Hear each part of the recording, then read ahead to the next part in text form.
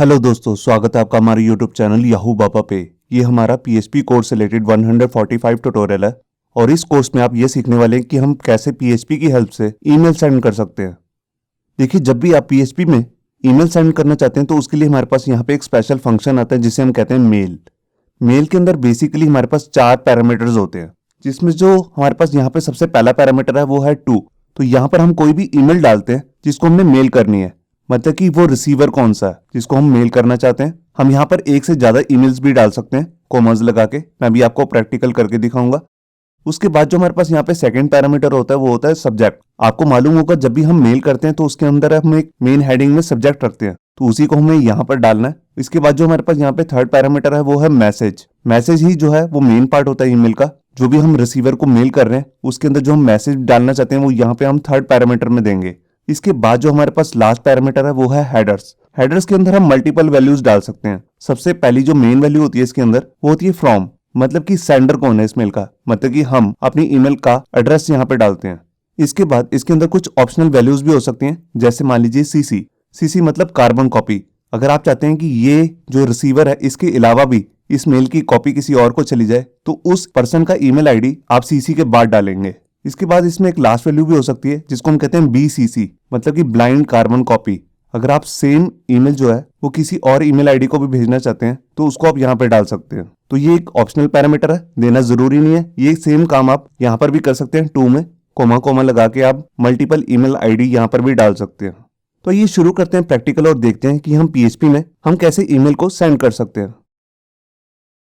यहाँ देखिए, यहाँ पर वेब एडिटर के अंदर मैंने अपनी फाइल बना ली है mail.php और यहाँ पर देखिए मैंने 4 अलग अलग वेरिएबल्स लिए हैं, स्ट्रिंग वेरिएबल्स। सबसे पहला है टू, मतलब कि जिसको मैंने ईमेल भेजनी है, जो रिसीवर होगा उसका एक ईमेल आईडी डाला। फिर उसके बाद मैंने यहाँ पर एक वेरिएबल लिया सब्जेक्ट और यहाँ पे लिखा मैंने टेस्ट मेल। और इसके बाद मैंने एक मैसेज नाम का भी एक वेरिएबल लिया है और इसके अंदर एक मैंने डमी मैसेज डाल दिया। उसके बाद मैंने यहाँ पर सेंडर का ईमेल भेजा है। देखिए यहाँ पर मैंने लिखा है फ्रॉम और यहाँ पे मैंने अपना ईमेल आईडी डाल दिया hello@yahoo-baba.net। ये दोनों ईमेल आईडी जो है ये दोनों अलग अलग है। ये देखिए, ये जीमेल से रिलेटेड है और ये हमारे डोमेन से रिलेटेड है yahoo-baba.net। अब यहाँ पर सबसे पहले मैं एक वेरिएबल बना लेता हूँ जिसपे मैं नाम रखता हूँ हेडर्स। हेडर्स के अंदर मेरे को ये बताना होता है कि इसका सेंडर कौन है। देखिए, जैसे मैं सेंडर में ये वाली ईमेल आईडी लिखी है, इसको मैं सीधा नहीं यूज कर सकता। इसके लिए मेरे को यहाँ पर एक वैल्यू लिखनी पड़ती है जिसमें मेरे को लिखना पड़ता है फ्रॉम। ये मेरे को बिल्कुल एज इट इज ही लिखना है। इसके बाद मेरे को कॉलन लगा के ये वाली वैल्यू को यूज करना है। तो इसको मैंने ऑलरेडी एक वेरिएबल के अंदर डाला है फ्रॉम्स के अंदर। मैं इसको यहाँ पर ले लेता हूँ, ये देखिए। अब इसके बाद हम अपना फंक्शन यूज कर सकते हैं जिसका नाम है मेल। ये देखिए, सबसे पहले मैंने आपको बताया कि इसमें पैरामीटर जो होता है वो होता है टू। तो देखिए मैं उसको यहाँ से कॉपी कर लेता हूँ। उसके बाद जो हमारे पास पैरामीटर है वो है सब्जेक्ट। तो देखिए यहाँ पर मैंने सब्जेक्ट डाल दिया। उसके बाद जो हमारे पास थर्ड पैरामीटर होता है वो होता है मैसेज। उसको मैं यहाँ पर ले लेता हूँ, ये देखिए। उसके बाद मैं यहाँ पर दूंगा हेडर्स, ये देखिए। अब इसके बाद मैं यहाँ पर एक मैसेज प्रिंट करा देता हूँ, मेल सेंड। देखिए, अगर इस फंक्शन में कोई भी एरर होगी तो वो एरर प्रिंट हो जाएगी, अगर नहीं होगी तो ये मैसेज प्रिंट हो जाएगा। इस मैसेज को हम इफ कंडीशन के अंदर भी लगा सकते हैं, मैं भी आपको करके दिखाऊंगा। अभी जस्ट मैं आपको सिंपली ऐसे ही करके दिखा रहा हूं। तो इस फाइल को मैं सबसे पहले सर्वर पे अपलोड कर देता हूं। सर्वर पे क्यों? क्योंकि एक्चुअल में हम अपने लोकल सिस्टम से मेल सेंड नहीं कर सकते इजिली। इसके लिए काफी सारी कॉन्फ़िगरेशंस करनी पड़ती हैं। आपको मेलिंग सर्वर बनाना पड़ता है पहले अपने सर्वर को, मतलब कि लोकल सर्वर को। इसलिए मैं अपना लाइव सर्वर यूज करके दिखा रहा हूं आपको, जहां पे हमने अपनी वेबसाइट अपलोड की हुई है yahoo-baba.net। यहाँ देखिए, यहाँ पर मैंने एक सब फोल्डर बनाया टेस्ट नाम से yahoo-baba.net के अंदर ही, और यहाँ पर हमने अपनी फाइल प्लेस कर दी mail.php। अब जैसे ही मैंने इस फाइल को ओपन किया तो देखिए यहाँ पर मैसेज आ गया मेल सेंड।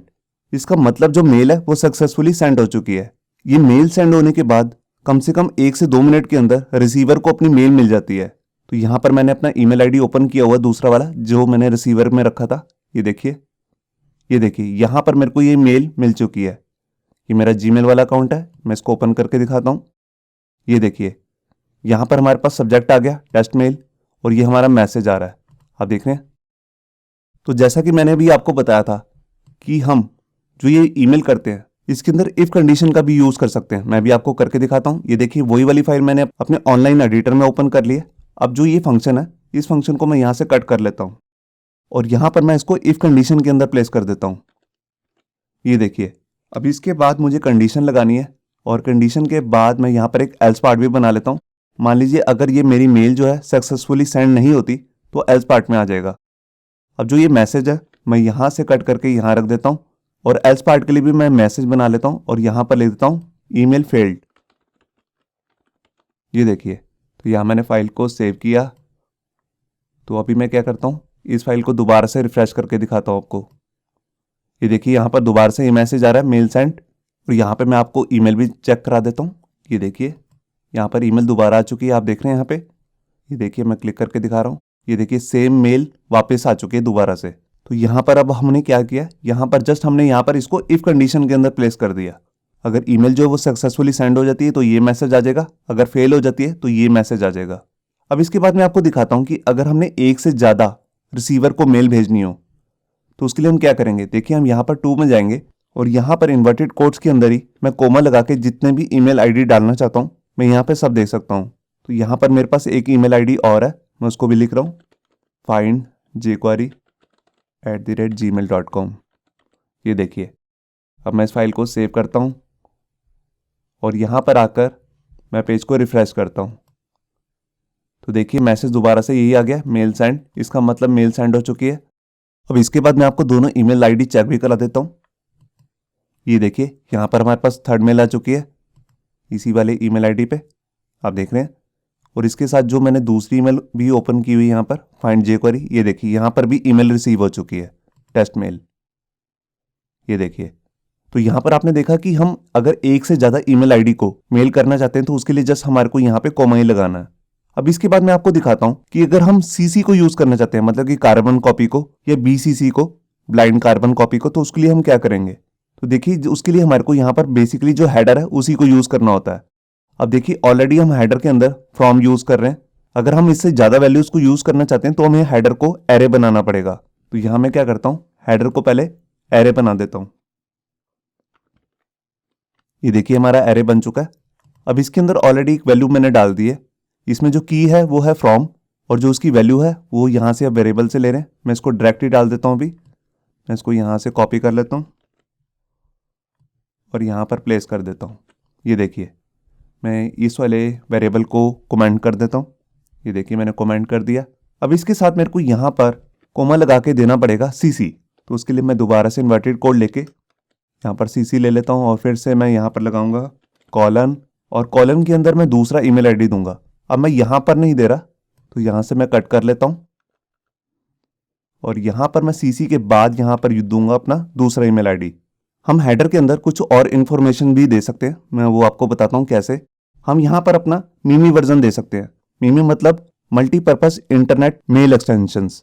ये एक तरीके का वर्जन होता है जिसमें हम ये बताते हैं कि हम जो मेल भेज रहे हैं उसमें जो डाटा भेज रहे हैं, मतलब कि मैसेज, वो किस फॉर्मेट में है। तो सबसे पहले हमें उसका वर्जन बताना होता है। तो यहाँ मैं इन्वर्टेड कोड ले लेता हूँ और यहाँ पर लिखता हूँ मीमी-वर्जन, और इसके बाद मुझे कॉलन लगाना है और इसका जो वर्जन है वो है 1.0। ये देखिए, मैंने इसके बाद कोमा लगाया और यहाँ पर अब मेरे को बताना है कि जो मैं डाटा भेज रहा हूँ, मतलब कि जो मैसेज भेज रहा हूँ, उसकी टाइप क्या है। तो उसके लिए मेरे को यहाँ पर एक वैल्यू लेनी है जिसका नाम है कंटेंट टाइप। ये देखिए, कंटेंट टाइप, और इसके बाद मुझे कॉलन लगा के या मुझे ये बताना है कि इसकी टाइप क्या है। देखिए, यहाँ पर हम जो भेज रहे हैं डाटा, ये सिंपल टेक्स्ट ही है। तो यहाँ पर भी मुझे लिखना है टेक्स्ट /plain और उसके बाद सेमीकोलन, और यहाँ पर मेरे को बताना पड़ता है करैक्टर सेट क्या है।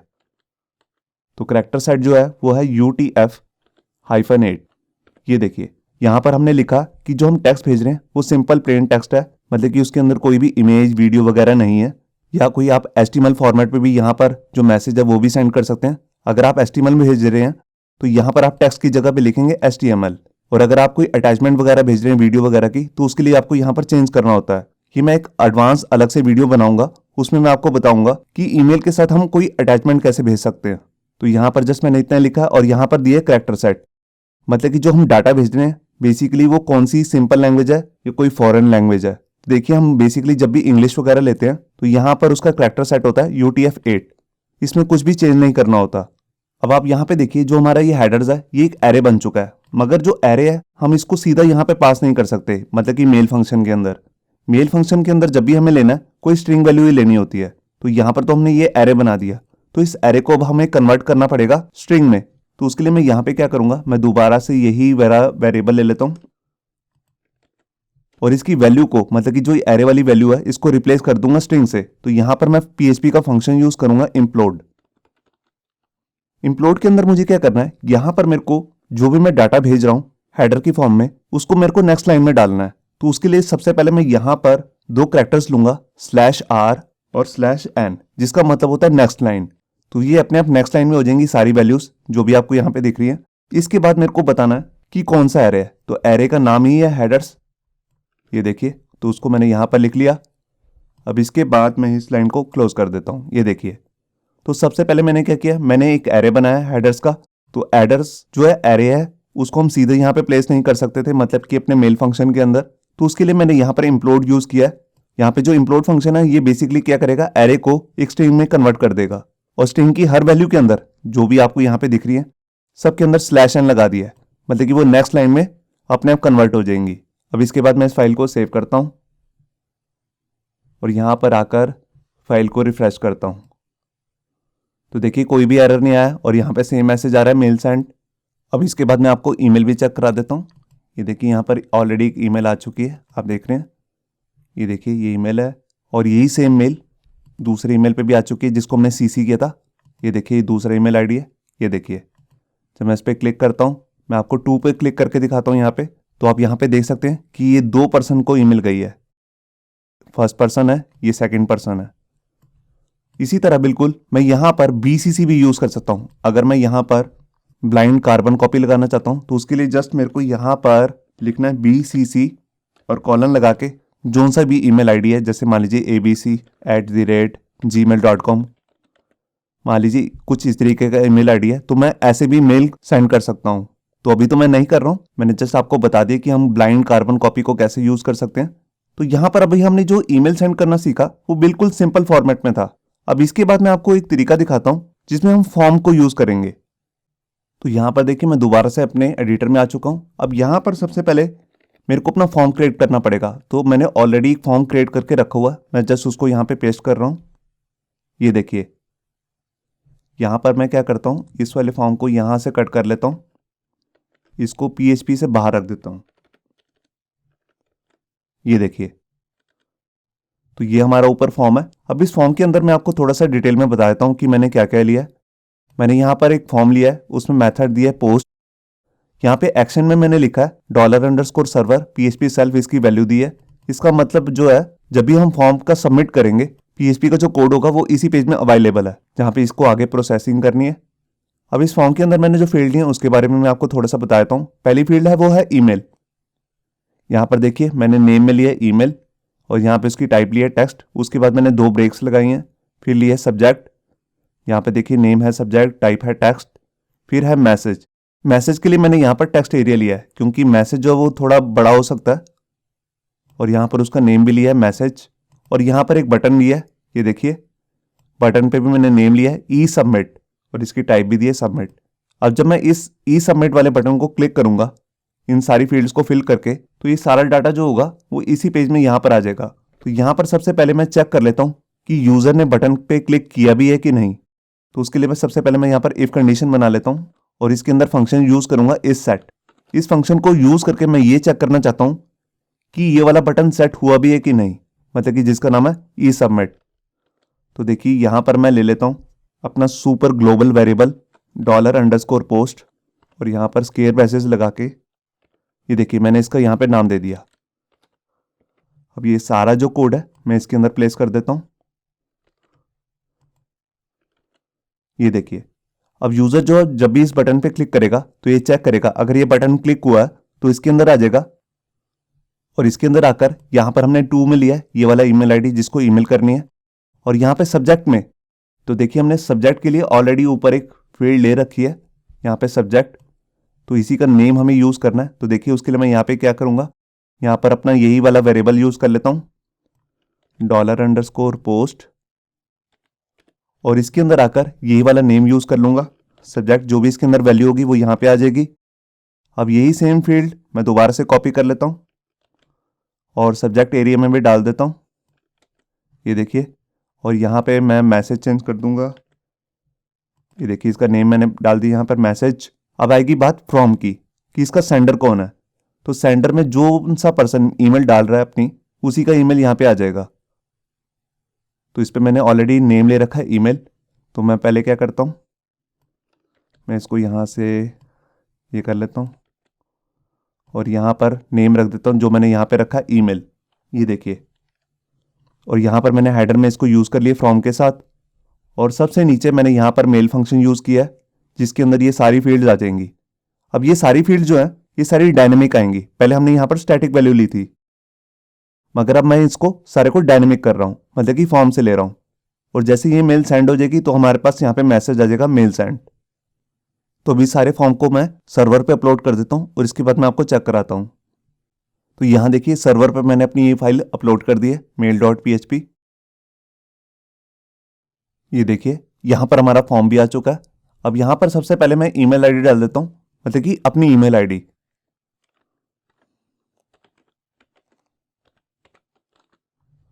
और यहाँ पे सब्जेक्ट डाल देता हूँ जैसे जस्ट टेस्टिंग, और यहाँ पे कुछ भी मैसेज प्रिंट कर देता हूँ। ये देखिए, तो इस तरह का जो फॉर्म होता है बेसिकली हम अपनी वेबसाइट पे लगा सकते हैं कॉन्टैक्ट अस पेज पे। मतलब कि कोई भी अगर विजिटर है वो हमें मेल करना चाहता है तो अपना ईमेल आईडी देगा, सब्जेक्ट देगा और यहाँ पे मैसेज लिखेगा। उसके बाद वो सबमिट पे क्लिक कर देगा। तो देखिए मैंने सबमिट पे क्लिक किया तो यहाँ पे मैसेज भी आ गया मेल सेंड का। इसका मतलब मेल जो है सक्सेसफुली सेंड हो चुकी है। अब इसके बाद मैं आपको ईमेल भी चेक करा देता हूँ। ये देखिए यहाँ पर ईमेल आ चुकी है जस्ट टेस्टिंग, आप देख रहे हैं। ये देखिए यहाँ पे ईमेल का मैसेज भी आ गया है और ऊपर ईमेल का यहाँ पे आप देख रहे हैं सब्जेक्ट भी आपको दिख रहा है। तो यहाँ पर आपने देखा कि कैसे हम फॉर्म को यूज करके भी ईमेल को सेंड कर सकते हैं। जस्ट यहाँ पर आपको फॉर्म बनाना होगा और फॉर्म के अंदर भी आपको सेम ही फंक्शन यूज करना है मेल का। बस इसमें जो सारे पैरामीटर्स हैं अब वो सारे डायनामिक आएंगे, मतलब कि फॉर्म्स की सारी वैल्यूज होंगी। होप सो आपको ये हमारा वीडियो ट्यूटोरियल अच्छा लगा होगा। अगर अच्छा लगा है तो वीडियो को प्लीज़ लाइक करना मत भूलिए। अगर आप ऐसे ही रेगुलर अपडेट चाहते हैं तो हमारे चैनल याहू बाबा को सब्सक्राइब करना मत भूलिए। Thank you.